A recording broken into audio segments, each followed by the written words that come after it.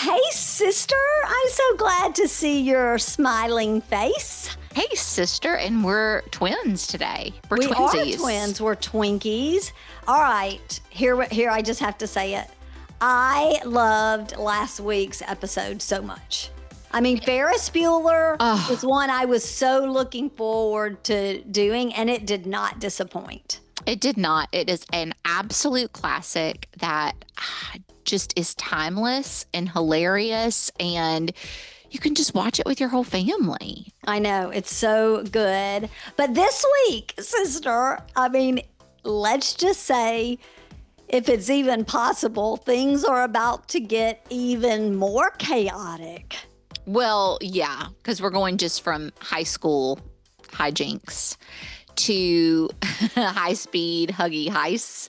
And Wait, that was quite the alliteration. Do you even know what you said? Say it again. I don't want to hear. high-speed Huggies heists. But you also said something about high school hijinks or something. Yes, well, high school hijinks to high-speed Huggies heists, because we're not just playing around, skipping school in high school.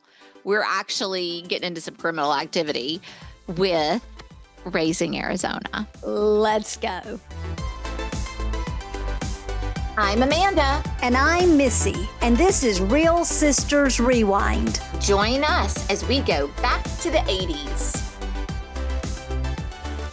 Hey, y'all. Welcome to Real Sisters Rewind, where we're taking you back to the movies that raised us, shaped us, and totally spoiled us for anything that seems to be made today. Oh, isn't it the truth? I mean, we are two sisters who love great movies, especially from the 80s. If you're loving the show, we'd love for you to give us a 5-star rating, subscribe, and leave a review. We're sending out Real Sister stickers for all 5-star reviews. Just take a screenshot and email it to hello@realsistersrewind.com so we can send one your way. And I want to add, I mentioned this previously a few episodes ago, but I want to add it again. We now have a Facebook page. So That's right. you have probably seen or followed us on Instagram. If you haven't, we'd love for you to join us there. But we also have a Real Sisters Rewind Facebook page. So we'd love for you to hop into that community and That's right. and visit with us there. That's right. All right. Well, buckle up, because today we're talking about a movie that's, gosh, Amanda, I would say like part crime caper, part parenting saga, and all kinds of quirky. But before we get into it, let's rewind back to 1987. All right. Raising Arizona was released in theaters on March 6th, 1987. I was 10 years old at the time, a few months shy of turning 11. And I would have been 18, already out of high school, and just really finding my footing in college. But I will tell you, sister, I am 100% positive that I didn't see it in theaters. I'm equally sure that you didn't. But do you remember seeing it the first time? I do.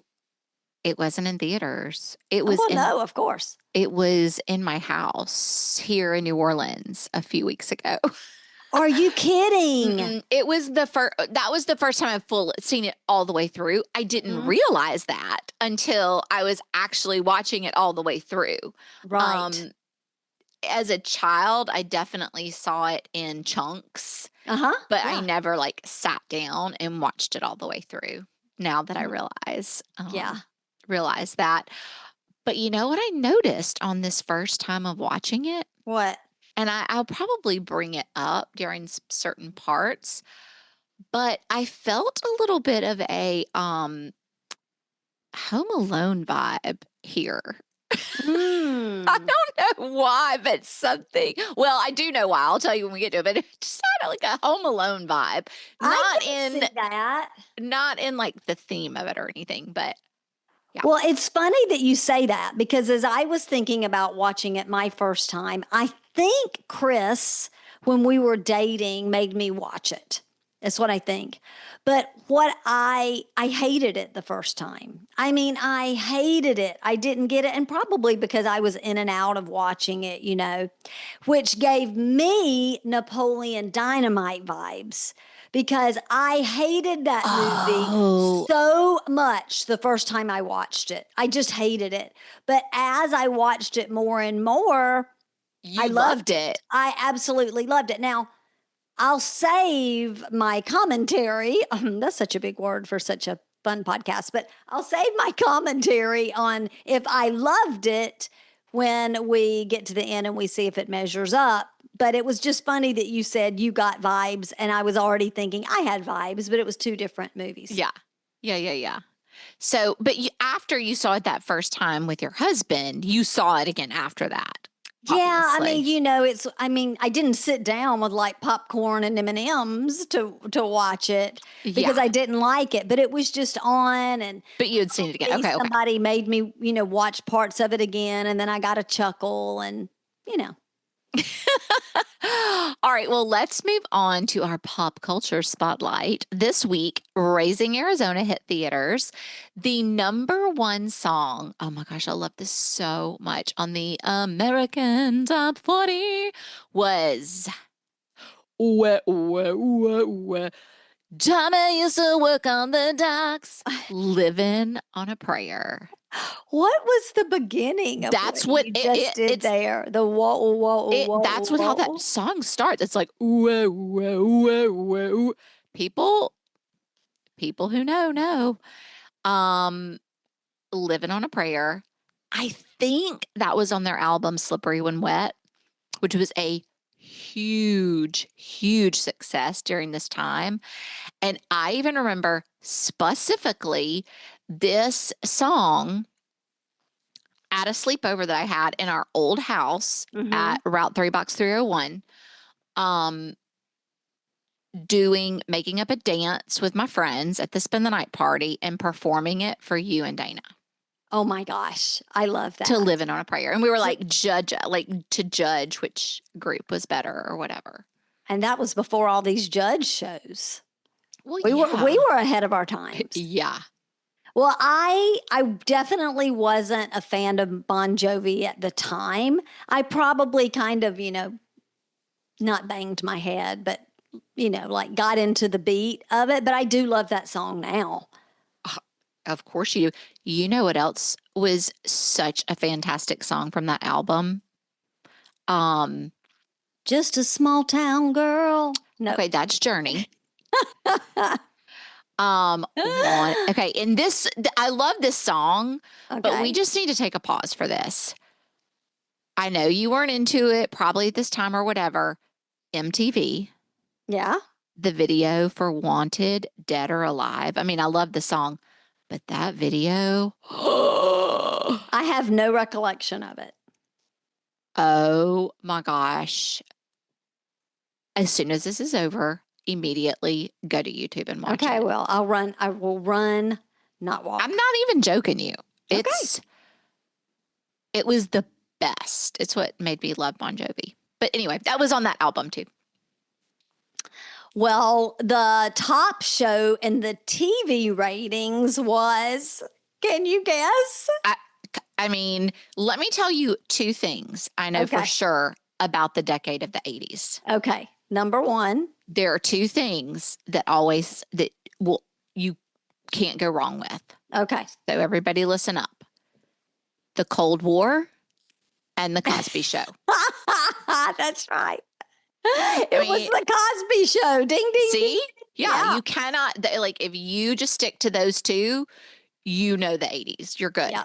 But I wanted to add, because I knew the Cosby Show is just always there. So I was thinking about shows that we loved that weren't, that haven't come up. And I found out that this show, which was not up there with the Cosby Show, topping the charts every week, but it was beloved by children of the 80s. If you're a kid of the 80s, you loved this show. Punky Brewster. Oh, it was so cute. You loved it. I loved Punky Brewster. And it was actually ran on NBC with new episodes from 84 to 86. And in So short 87, run, really. I know. Yeah. And then in 87, it went into syndication. And you're right, it was a short run because it was really, like, I feel like well known with kids. And they even made a cartoon out of it. But It always reminded me of Pippi Longstockings from when I was Yes. little. yes. Yeah. Such a great show. So Yep. anyway, shout out to Punky Brewster and the Punky Brewster fans. That's right. On the cover of People magazine, well, disappointingly, it was all about Platoon. Oh, no, a war movie. Yeah. We see Charlie Sheen on the cover, and there's some smaller shots of his co-stars. He looks really good there. He's really young. He looks really young there. I see. Is that Tom Berenger was in Major League, which we did a rewind of. Oh yeah, that's right. I've never seen Platoon. I haven't either, nor will it be on our list. Okay, great, because I'm not interested. I'm not. I know there's people who love it. I'm here. I get it. It's no thank you. Yeah. I also see, just real quick, on the names of this People magazine, I see a little Valerie Bertinelli. She must have a little blurb in here somewhere. So Well, anyway. I'm trying to remember. I think that's in the 70s is when she was on that other show that I can't even think of the name of, because why? It was on CBS and we didn't get CBS. But by this time, she was famous for being married to the hard rocker. In Bon Jovi. Yeah. Yeah. Absolutely. Yeah. Who was it that she was married to? I literally was already thinking of his name when we were talking about Bon Jovi, and now I can't think of his name. Oh, I can think of her son's name as Wolfie. Wolfie. I know she's married to, she's got a son named Wolfie. Well, I'm going to find out, because now I feel terrible that I can't remember his name when I literally had it in my head. Like, I was picturing him in my head when I was thinking of that. But it wasn't John Bon Jovi. Oh, no. Was it somebody named Tommy? No. Okay. Well, are you looking it up right now? Well, I'm going to have to. I'm not there yet, but yeah, I will. I'm going to at some point. No, go ahead and do it. Okay, hold on. All right. Oh, wait, I can see him in my head now. He's got the dark hair. Dark hair. Richie Sambora or something like that? That's him. He was married to Heather Locklear. Oh my gosh, y'all, we need to be so embarrassed right now. This is... this is what you get for making fun of me about this is a great clip, everybody, because this is an embarrassing moment for us. Okay, who is it? Valerie, and this is what my AI told me, so this is even funnier. Okay. Valerie Bertinelli was not married to anyone from Bon Jovi. She was married. Eddie Van Halen. She was married to Eddie Van Halen. I get all those rockers mixed up. I say that. Oh, but then look, and then to Tom, you were right. Not Tommy, but Tom Vitale from sometime. I don't know. And anyway, I don't think he was a singer though. No, but I'm just saying okay. So Eddie Van Halen. Yeah, that's right. I remember that now. I was thinking of Richie Sambora. That's who I was thinking. But that was Heather Locklear. Locklear.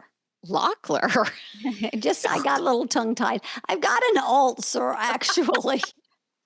I've been taking lysine. Okay, so let's move on to Do You Remember? And I guess the first Do You Remember, should be, Did You Know? Okay. Because everybody remembers because they're still around. But I just had a good idea. Okay. On this part for Do You Remember, we should have music come in, that song. Do you remember? The 21st night of September. Well, we don't have it right now, but Scrunchies were patented in 1987. Of course, back then they were the bright colors that you put in your hair intentionally to match your outfit. Now, at least at my age, if I have a scrunchie, it's in my, on my wrist or in my purse to pull my hair up out of my eyes, to be on a top knot on the top of my head. This is a wonderful thing because scrunchies are still great to have to get your hair out of your face. But I can remember like nobody's business. When you're in like junior high and high school, especially early high school, and you're like, talk to all your friends before you go anywhere and like, hey, what are you going to wear? Hey, what are you wearing? Of course. Or let's all wear dresses to school tomorrow. We literally never did that.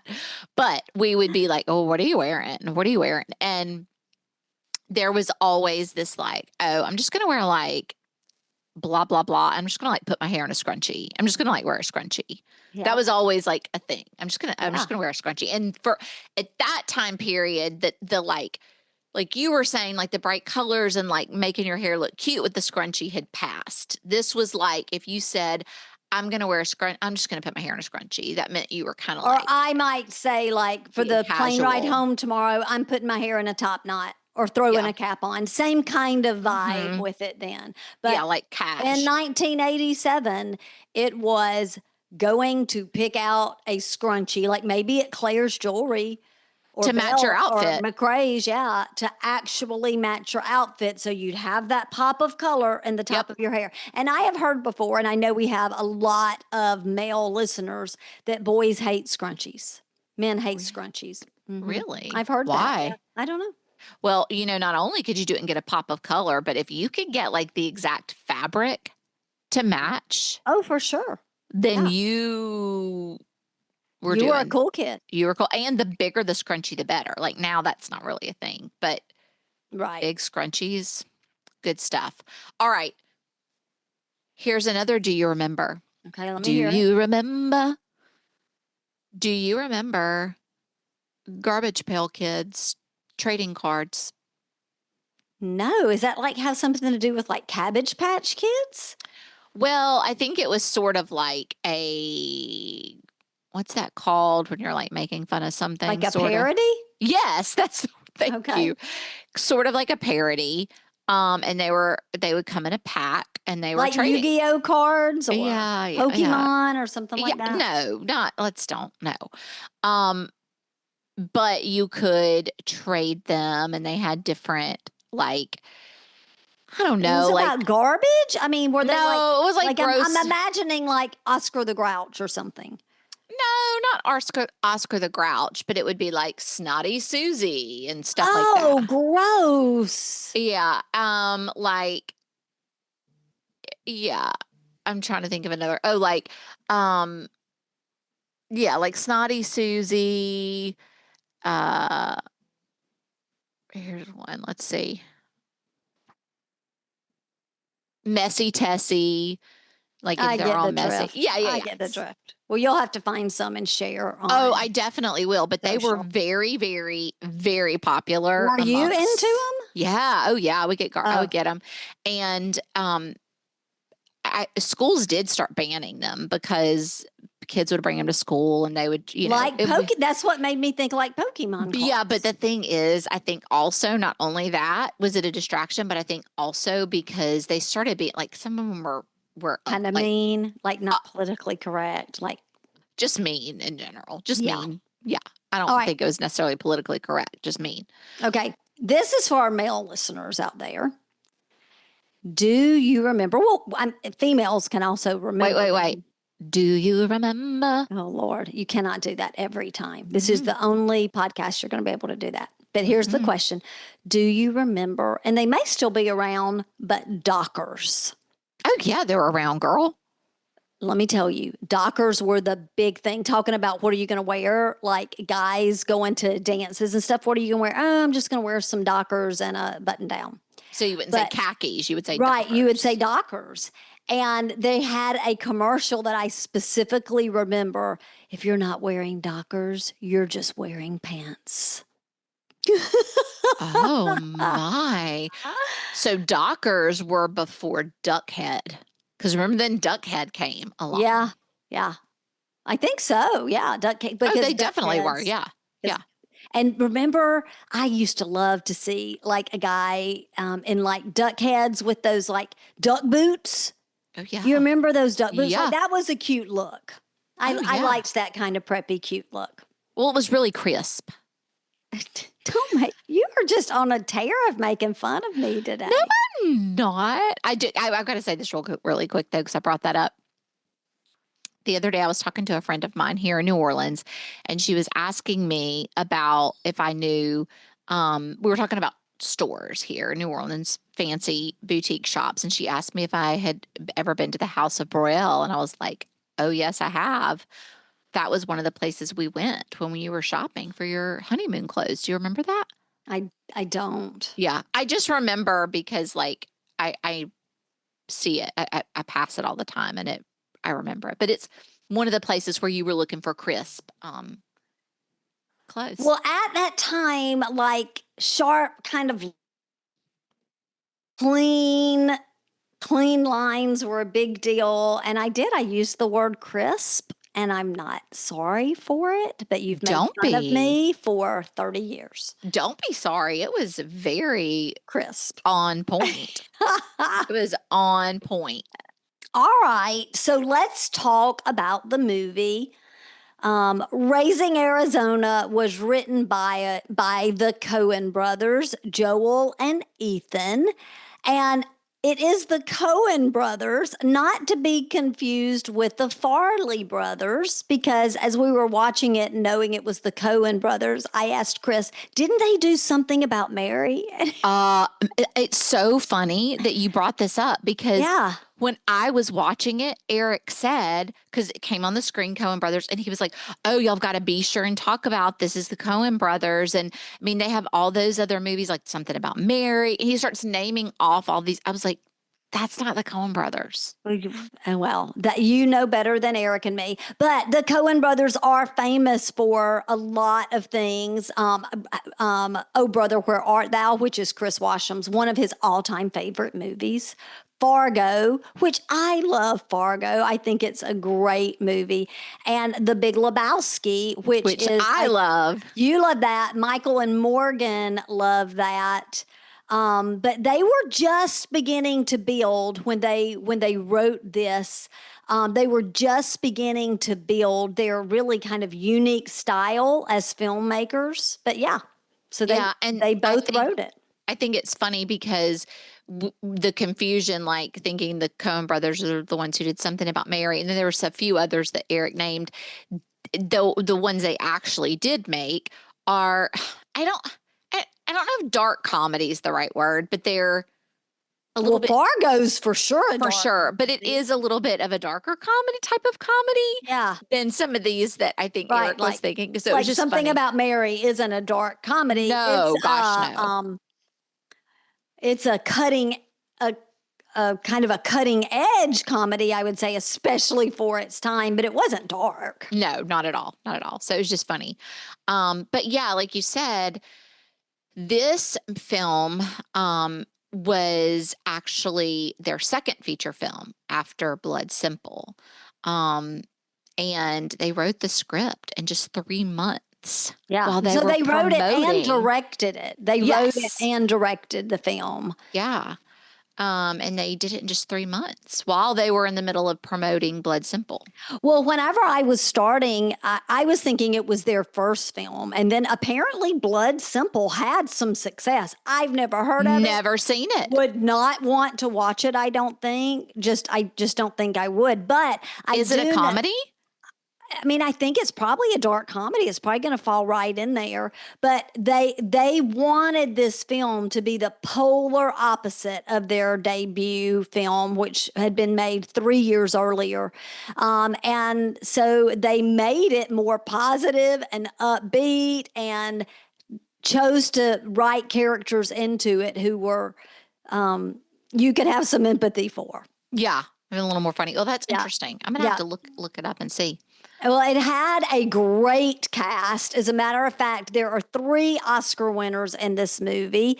Nicolas Cage and Holly Hunter, who are 2 of the main stars. We'll talk about one of the others when we get to her in the scene by scene. But Nicolas Cage played Hi McDonough. Yep. And he has been, I mean, Nicolas Cage, I was looking at his work. It's prolific, not a lot that I love, but when I think of him, he's like Face Off and National Treasure. And I loved Family Man. Oh my gosh, that Christmas movie.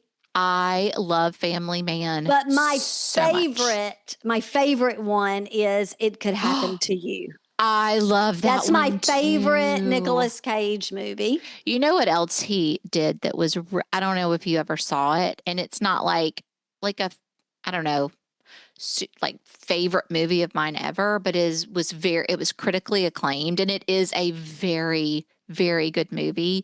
But it's very heartbreaking, was Leaving Las Vegas. Yes, Leaving Las Vegas. With Elizabeth Shue. And City of Angels with Meg Ryan. That's right. Mm-hmm. Mm-hmm. But he was in another movie, sister. I was just about to say, he was also in Renfield, and he was in that movie with our friend Miles Doliak. Yeah, he was like Dracula. Yeah. And Miles Doliak had a scary part in the movie. I watched it just so I could see our friend Miles. I know. And so it was on. So Miles actually worked with Nicolas Cage. Yes, absolutely. Yeah. Oh, absolutely. In fact, you know what? We should get a little, we'll maybe see if we can get a little like blurb. A little. You can reach out to him. I definitely will. You keep his baby, he and his wife's baby sometime. I do. Cutie pie. She is a cutie Does she call you Aunt Amanda? Do you call? She doesn't call me anything yet. But do you refer to yourself as Aunt Amanda? I do, if I can. I love to do that with my friends' kids. Well, here's a fascinating fact. Kevin Costner auditioned for the role of Hi 3 times. Now, Holly Hunter, they actually wrote the character specifically for her. And it shows. Yes, it does. Holly Hunter, brilliant, Broadcast News, The Incredibles. My favorite of Holly Hunter, and she has a supporting scene, is The Firm with our guy. Love him or hate him. We love him, Tom Cruise. Yep. But even though they wrote the part for her, Amanda, Kate Capshaw turned down the role of Ed McDunnough because she was Edwina. And they say that Kate Capshaw really regretted that she didn't get that role. So that's interesting. So they wrote it with Holly Hunter in mind, but I guess they did auditions anyway or something? Maybe. That's maybe you have to do things like that when you've got investors and stuff like that in your movie. I don't know. Or maybe they didn't know if Holly Hunter was going to be available or whatever. Yeah, but she was what they pictured. Right. And they're a super cute couple. Yeah, absolutely. He's an ex-con and she's a straight-laced cop. And somehow they end up stealing a baby. Yeah, they do. I will say that I read that Cage, not during the movie premiere or anything, like causing a stink, but he had said that later on that during the filming there had been a lot of conflicts with the Coens about how he wanted to play High, because he really wanted more freedom and to be able to improvise, but they insisted on sticking to their script. Isn't that interesting? Yeah. Well, I think that says a lot about them as writers and having a vision for what the characters were going to be. Yeah. But I have heard before, and maybe Miles might have some inside scoop. I've heard that Cage can be a booger to work with. Oh, I have heard that. I love how you're just calling him Cage, like I don't. Like you're in the biz. I'm in the biz. Yeah, some of my biz friends. Well, I will maybe ask about if we can get a little interview about working with him. Yeah. Okay, so the movie's rated PG-13, And it runs 1 hour and 34 minutes, which is perfect for us. Sweet spot. Talk about needing a sound. We need like a gong or something, like ding, sweet spot, ding. Yep. At the box office, it earned $29.2 million, and that was on a $6 million budget. So it's a success, but it's modest, right? That's a modest success when it comes to, big movies. But it didn't stop there, did it? No, it didn't. It did not receive major award nominations, but just you're, talking about it being a success financially, it really was successful in becoming a cult classic. Yeah. It consistently lands on lists of the most influential comedies of the 80s. So cool. And I wonder, I'm thinking about that, I'm wondering about that because maybe if it's unique. I don't know, just it's very unique. It is very unique. Matthew McConaughey was actually asked about the movie he watched the most times, and he said it was Raising Arizona. Oh my, that's interesting. Yeah. You can see that though. He's kind of quirky, and that's true. I can see him like wanting to. I'm going to watch High and Ed. Horrible impersonation of McConaughey. Hey. All right. Well, let's grab the baby, start the car, and hold on because this one's coming in hot.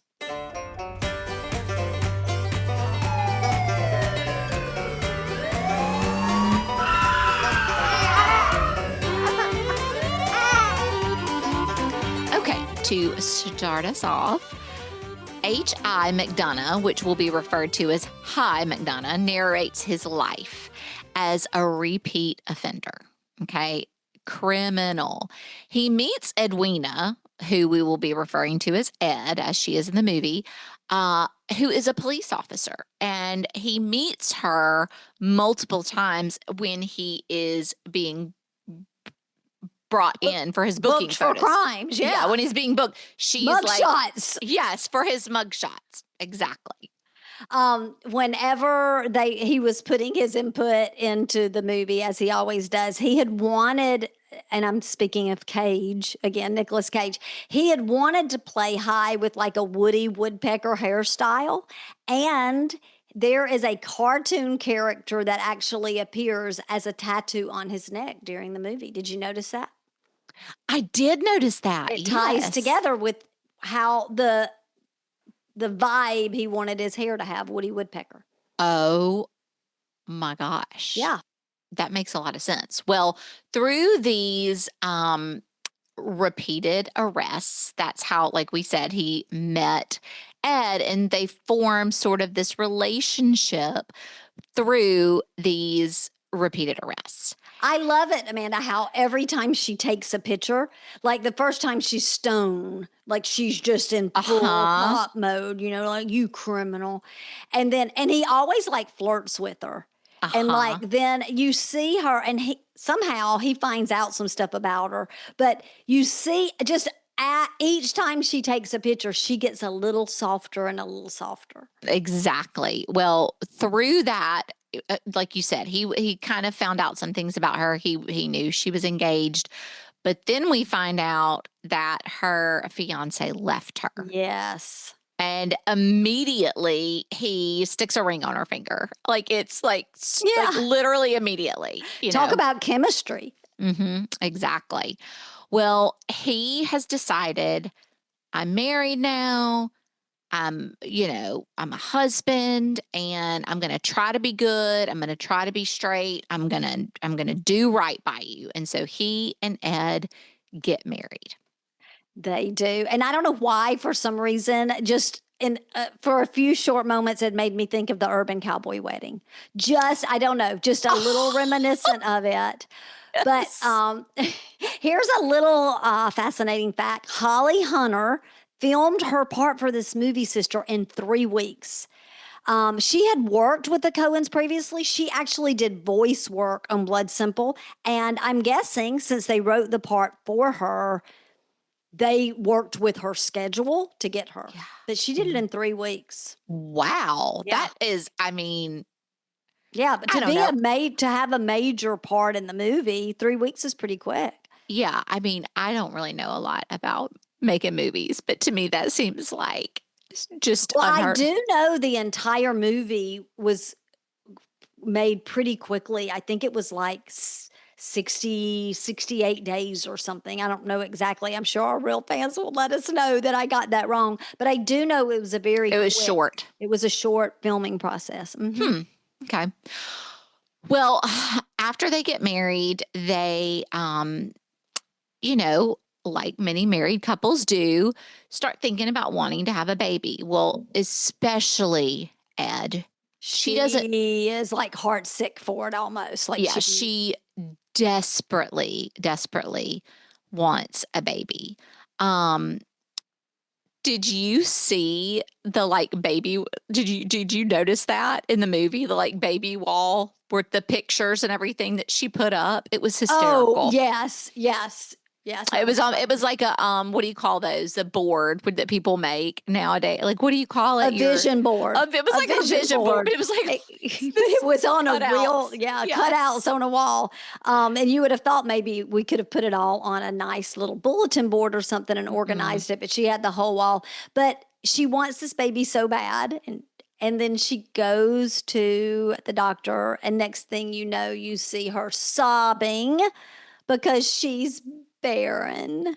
She's barren, and it's like she pulls up from the doctor's appointment in her police car or sheriff's car, whichever, and sirens ablazing. She's so upset. I mean, you think there's like has been a murder, and she gets out of the car and she's so upset because she is barren. And because of High's criminal record, they know that adoption isn't going to be possible. And yeah, she just breaks down. She thinks she doesn't have any hope for this family that they've longed for. Exactly. But then we cut to the local furniture, unfinished furniture store that is owned by Nathan Arizona and his wife. They have had quintuplets. Yep. And High and Ed kind of start thinking about it and rationalize, as we often do when we want something desperately, that the Arizonas have more babies than they can handle. I mean, they can't handle all them babies. They can't handle all them babies. So they begin devising a plan, don't they? They decide they're going to kidnap one of the babies. Mm-hmm. That scene is so funny to me when he is in that bedroom. I mean, that's probably my favorite scene in the whole movie, when he's like ultimately chasing all the babies, and then there's the suspense as the baby's about to go down the stairs, and about, you've got the mom coming up the stairs because they heard a sound, and he's got the ladder out of the door, but ultimately he chooses Nathan Jr. And I believe he actually goes before he gets Nathan Jr. He tells her, "This is a mistake. I can't do this." And she's like, "You get back up there." She says, "But right back up for the you get back kidnapping. Up there and get me a baby." Like, she is determined. And she's rationalized it in her mind. Yeah, like she thinks it's okay. Yeah, it's going to be all right. She's helping him out. One thing that I think is really funny in this part, or maybe not funny, but kind of smart, is they set it up so that we cannot. I mean, of course, you don't want your people's baby to be kidnapped, but as the audience member, you're not feeling a lot of sympathy for the Arizonas, right? Because they're sitting downstairs and they're just not. I don't know. He's all distracted with his stuff and she's knitting or whatever she's doing. And they're just they don't seem like these wonderful, loving parents of these babies. Right. And remember, we said when we were talking about the difference they wanted it to be in Blood Simple is they wanted you to sympathize with those main characters. So that was a way to do that, is to kind of paint them as aloof. And I mean, yes, that's a great right? word, aloof, Yeah. so that we did have more empathy for Hi and Ed. And we're like, yeah, they really don't need 5. Yeah. But isn't that what we tend to do in life? Like, not to get philosophical here, but when there's something you really want, you do try to look for ways to get what you want, like to rationalize it, to make it make sense, etc. Oh, for sure.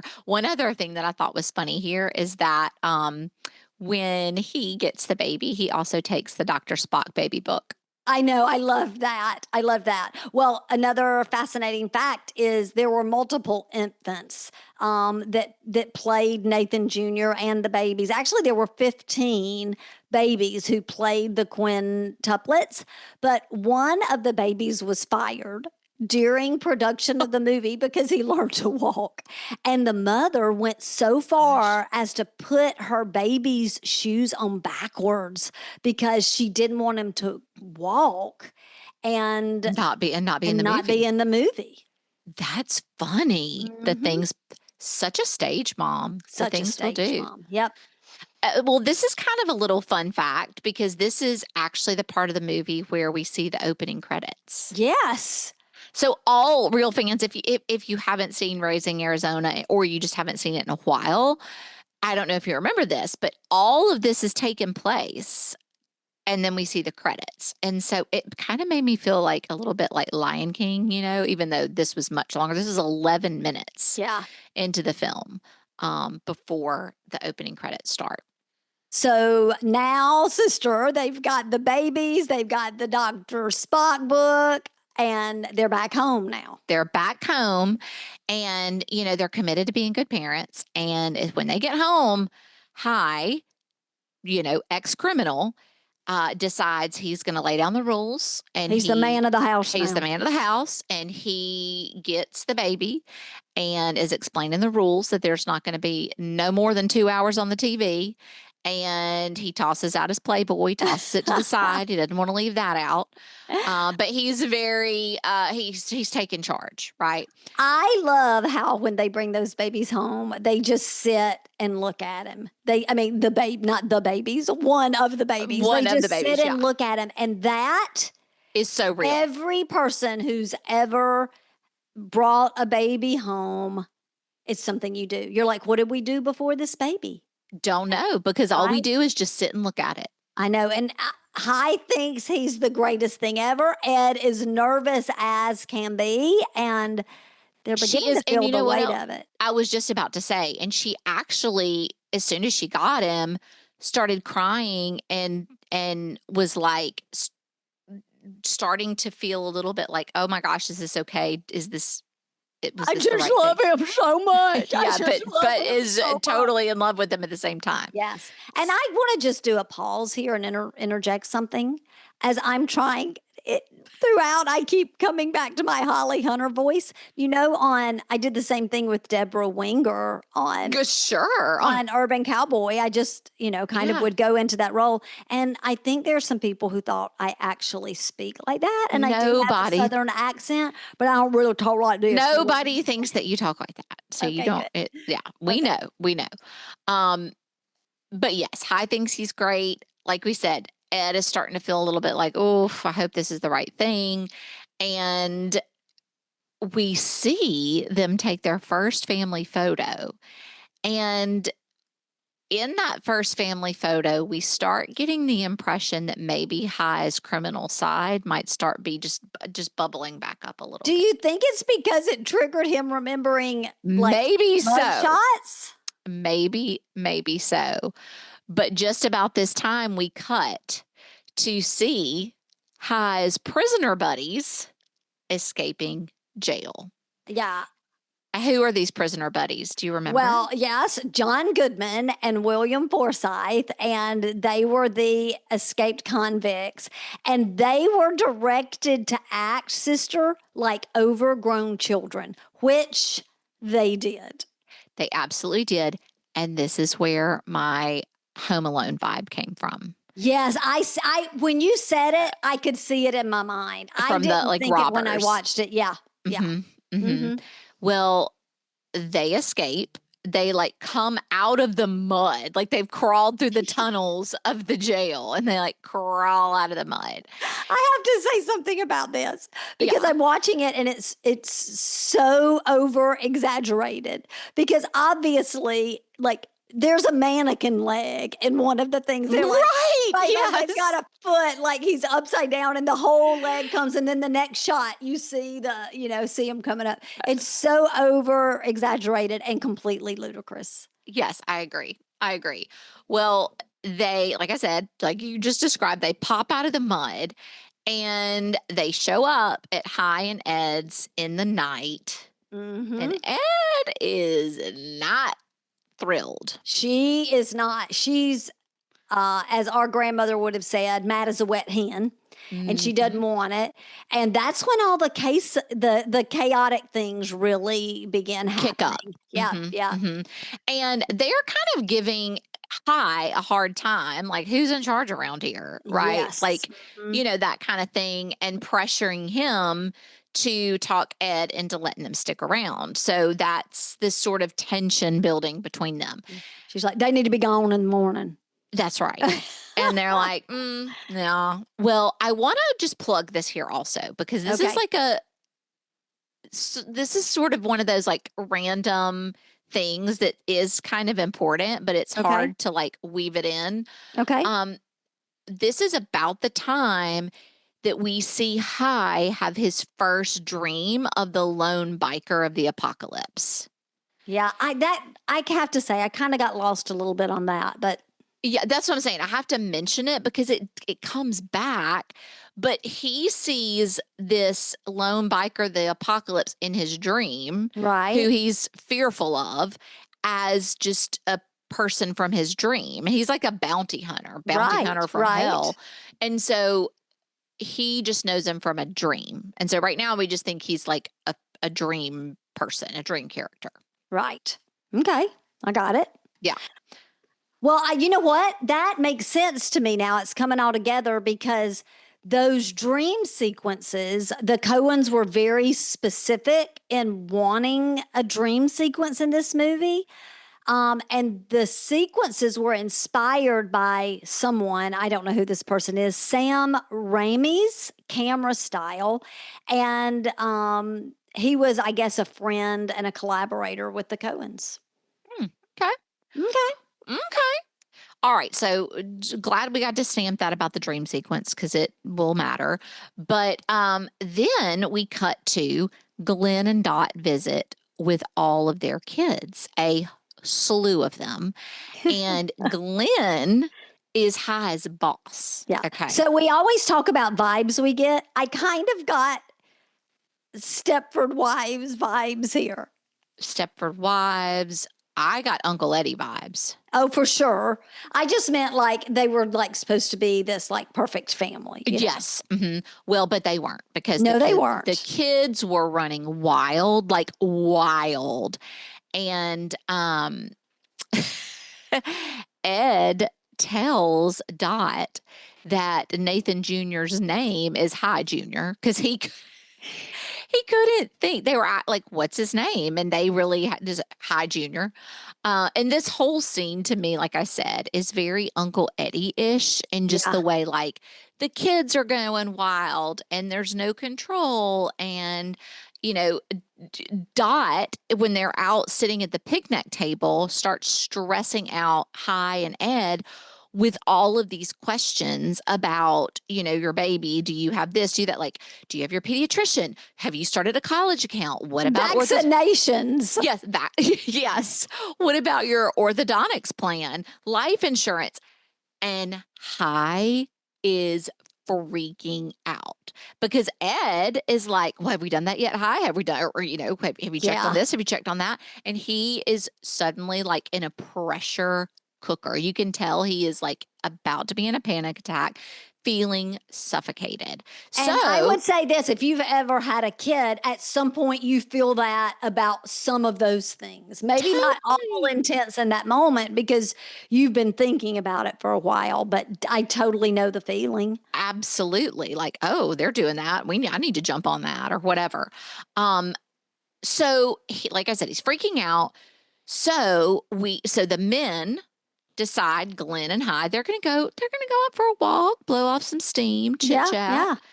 And Glenn, in this walk, Glenn tries to set up swinging, wife swapping, to get things, back going and just having a little fun. And did you recognize who Glenn is? I don't know. He was Clark's coworker in Christmas Vacation. He's like, "You're the family man, Clark." Yep. You're exactly right now that you're saying it. Well, he's trying to set up a little wife swap, and Hyde just knocks him right out. Like, he just punches him out. Yeah, he isn't going to stand for that. Mm-hmm. And you know what I thought was so, like, I don't know if it was sweet or just, I don't know. Like, he didn't even tell Ed that's why he punched him out. Like, it was like he didn't even want to subject her to that disrespect. Yeah. Which was sweet. Like, it was sweet. He loves her. Okay, I have a fascinating fact here. You were talking about Ed telling Dot about, Nathan Jr.'s name being High Jr. But Frances McDormand is the other Oscar winner here. Okay. And at the time of the filming of this movie, she was married to Joel Coen. And that's why she did the cameo. But here's something else. She and Holly Hunter were roommates at Yale School of Drama in 1982, 5 years before this movie. Wow. Which may be how the Coens got her for her voiceover work for Blood Simple and all of that. Maybe. And then she ended up being in Fargo. Right. Oh, so many connections. Well, after this, Hyde gets fired, right? Because remember, Glenn was his boss. So he's fired, but still feeling all of this pressure to take care of his family. It cuts to Hyde going back to his same old place, the shortstop, to steal diapers and cash. Mm-hmm. And I mean, he has the pantyhose over his head and everything. And this is just a little sidebar so you can really picture it. As he's walking up to do the robbing, the clerk hits the panic button. Right. And then we see Ed in the car with the baby. So I didn't realize that she was there. He's in there robbing the store. I didn't realize she was there, but she's there in the car with the baby. She's reading him a book. And they're just like, they don't know what's going on in there. Having a blissful time until she looks up. She looks up, sees it, and then we go into this mad chase. Because the cops are coming.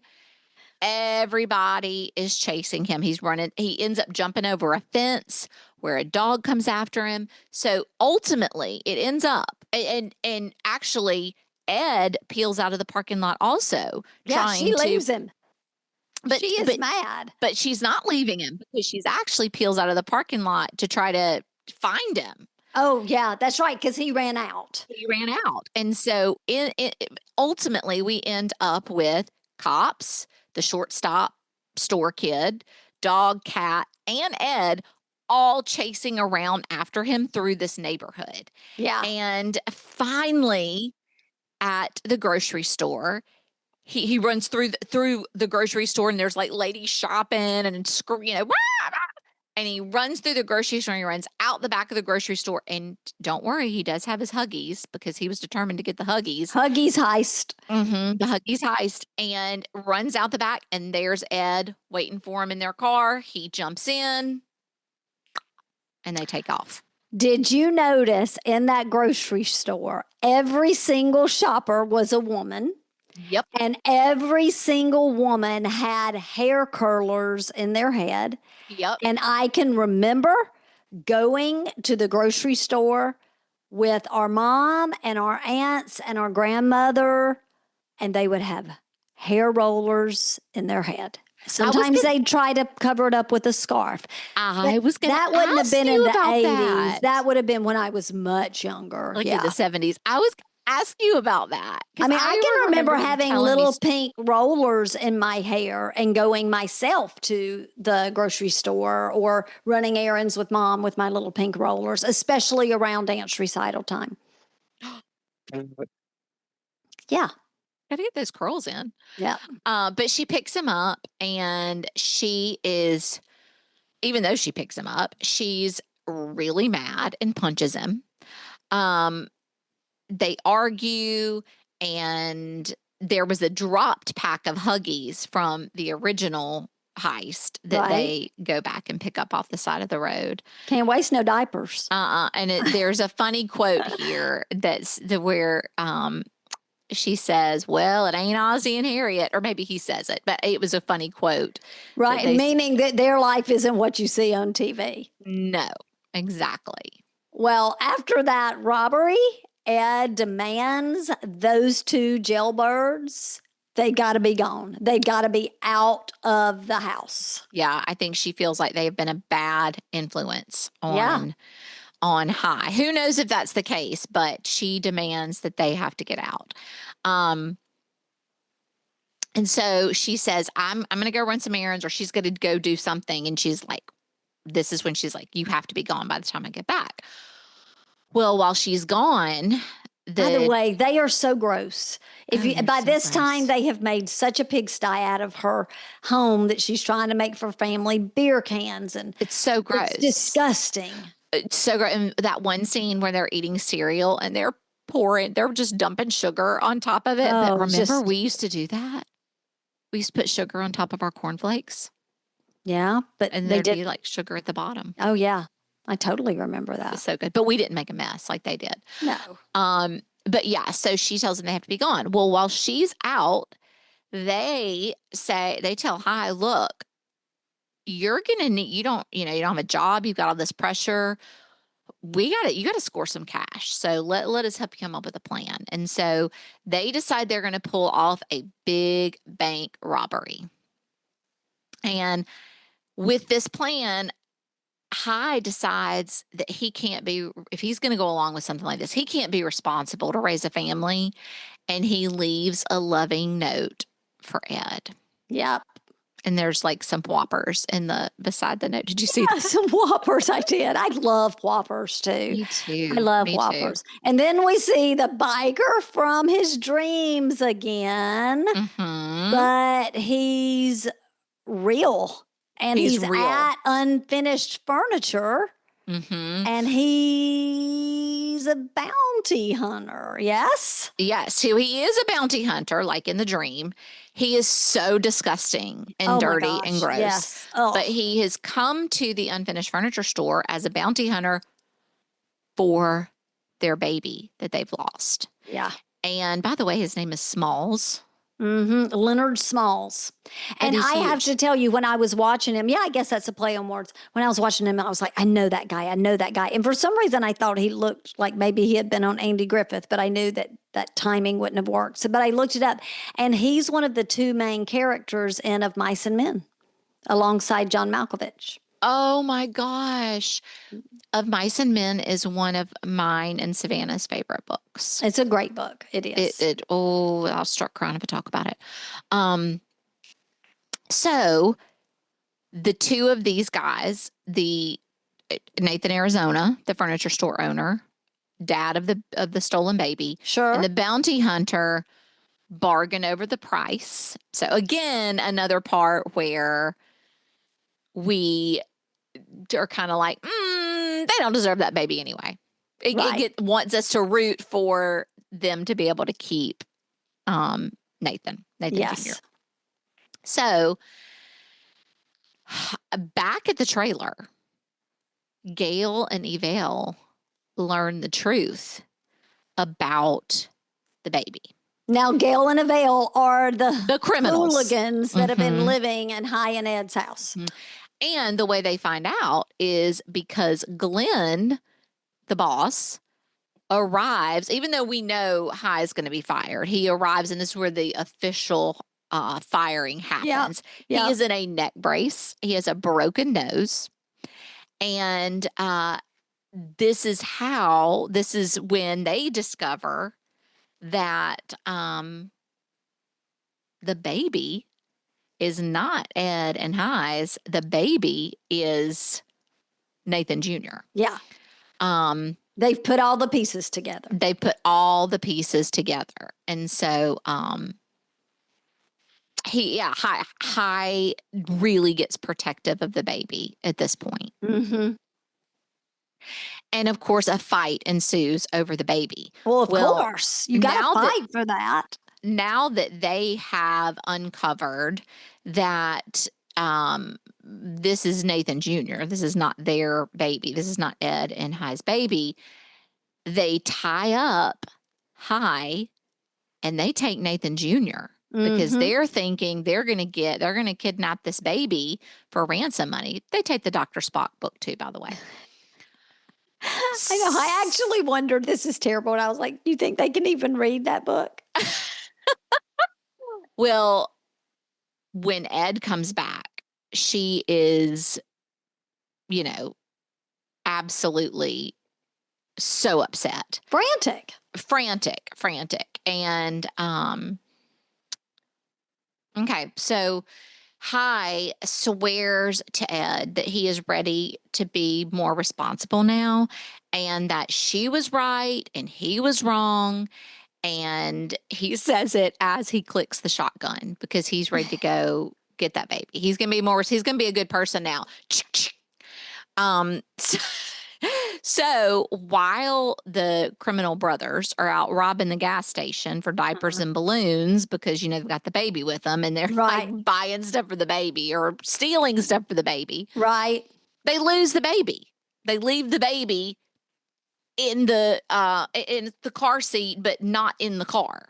On top of the car. Oh, exactly. My gosh. Exactly. So they have to stop, get the baby, put him in the car. That stressed me out so much. I know. This was a lot. This was a lot. So much stress. A lot of stress. Yeah. And they decide this poor child is now being called Gail Jr. because the baby is now with them. That's right. So Hi and Ed set out to look for Nathan Jr., also known as Hi Jr., also known as Gail Jr. And Ed reveals that she just does not believe they deserve that baby anymore than the jailbirds do, and that she feels guilty. She does. She feels guilty. She's showing remorse. Again, is helping us sympathize with those characters. Mm-hmm. And the bounty hunter is on the trail also, because remember, he's looking for that baby to get the bounty. Meanwhile, you remember the jailbirds, they wanted to rob a bank. So they get some money. So they go in to rob this country, a very, very, very rural bank. Mm-hmm. And this was so funny to me. I can't remember which one of the jailbirds said it, but he said, "Everybody freeze and get down on the ground." And one of the customers of the bank says, "Well, sir, which one is it?" Freeze or get down on the ground. Yes, I cracked up at that. He didn't know if he should freeze or if he should fall to the ground because he didn't want it was really funny. I thought that was hilarious. But so they get the money, but once they get in the car, they realize that the bank teller has dropped the foam explosive into the money bag. Yes. And so it explodes. And it is blue foam everywhere. And again, they are not sure where the baby is. They have misplaced. It's a hot mess. It's a hot mess. It's a hot mess. But they head back towards the bank and they find the baby and they cross paths with the bounty hunter, the same one from High's Dream that we talked about earlier. And he has the baby on the motorcycle. So the bounty hunter has the baby on the motorcycle. So he has been the first one to find the baby. Well, Ed is also crossing paths at the same time and sees the baby with the bounty hunter. And so Ed walks right up to the bounty hunter. And let me say, I would not want to mess with Ed. No, Right. Me either. Like, she is all business. So out of all these big, like, criminals, all this, she's the one to walk up and takes the baby from the bounty hunter. Yep. And then another wild chase / fight ensues. Well, let me tell you, here I saw sounds almost like it was kind of new at the time, but all of the chase scenes were actually filmed with handheld cameras. And they did it to create like a manic cartoon type energy. And I felt that. Me too. Yeah. It was a lot. Yeah. Well, at this time, when this fight's happening between High and the bounty hunter, we think the bounty hunter's about to win. But then High pulls the pin on one of the grenades he has on his jacket. Yes. And he just blows the bounty hunter right up. Yes, he It did. was interesting because I wasn't sure from the dream he was having if the bounty hunter was like a hero to him or a bad guy to him. You know what I mean? Yeah. And this like definitely solidified that it was like a bad guy. Or even if it wasn't at the beginning, does it show a change in his character? Maybe so. But I just wasn't sure. Of course, I didn't really understand where the bounty hunter came from in his dream anyway. I know, right? Maybe we could dig a little more and find that out. Well, I guess what I thought is maybe he's got this life that he's trying to live better, but they're still after him. That's kind of what I thought. Kind of like when, you have the dream about high school, like, are you really going to graduate? Like, Yeah. He's out of school, but is he really? Because the Yeah. bounty hunter's out after him. He's out of prison, not school. Yeah. Maybe so. Well, High and Ed realize they are not fit to be parents at this point. At least not under these circumstances. That's They right. know they need to return the sweet baby. So they do return Nathan Jr. to his family, and they get busted because the dad, Nathan Arizona, walks Yep. in and sees them returning the baby, and they decline the reward. They don't get the reward. They decline it. And this is the moment when we finally get to feel some sympathy for Nathan, the dad. Yes. Because he finally gives this inspiring speech. Yep. And we see this really good side of him, and we see him loving the baby, and we're glad, I think, that he's returned. At that Yeah, we're point. glad they're back at home, safe and sound. And now we have the feeling that they are good parents. Exactly. Yeah. Exactly. And then there's sort of like this dream-like ending, and High dreams of the future of peace, family, and perhaps growing old with Ed. With a whole family like that was really It was really sweet. Like, I loved the scene I told you about in the beginning, and I loved this last scene. It was It's all really the family. sweet. Yeah. Oh my goodness, you're I crying, know, I know. girl. I don't know why. It was very sweet. It was sweet for sure. The jailbirds go back to jail on their own. They're like, forget this. I'm heading Yes. back. They'll take care of me. And it really was just kind of ambiguous, but it ends on a hopeful note with that. It does. It does. It does. So does it measure up, sister? Well, it just made me tear up. And I did tear up know. just a little bit as I watched that ending scene. It's not necessarily my kind of movie, But it's definitely, as I said, like Napoleon Dynamite. It has grown on me over time. So at some level, I guess it measures up. I think it's worth watching if you've never seen it before, or worth rewatching if you saw it and didn't like it. It's worth giving it another shot. What do you think, sister? Yeah, I would agree with that. I probably am not. I don't know if I'll ever watch it again. Yeah, I won't. On purpose, but I enjoyed it. It was funny. It, I mean, does it stand up? I think it does. I think people still enjoy this movie and they think it's funny and it's a classic and it's unique and all of those things really make it stand out. Yeah. I mean, if it's good enough for Matthew McConaughey to watch multiple times, I think it's good enough for us. I think so too. And it's got a great cast. It's does. and great filmmakers. So Yeah. I think it does. All right. Well, that's it then, sister, for Raising Arizona, a film that somehow manages to mix crime, chaos, and heart all in one wild ride. That's right. And next week, we're shifting gears completely. This one's all about growing up and what happens when your wishes are granted. All right. Clue number 1. From bunk beds to business suits in a single weekend. Clue number 2, navigating a first job with 0 previous experience or facial hair. Clue number 3, it's all fun and games until someone asks for a resume. And if you think you know the movie, head over to social or email us. We love hearing from our real fans. And don't forget, subscribe, leave us a 5-star review or rating, leave us a review, and email a screenshot of it to hello@realsistersrewind.com, and we'll send you one of our cool stickers. Thanks, everyone. Bye, sister. Bye. Bye, everybody.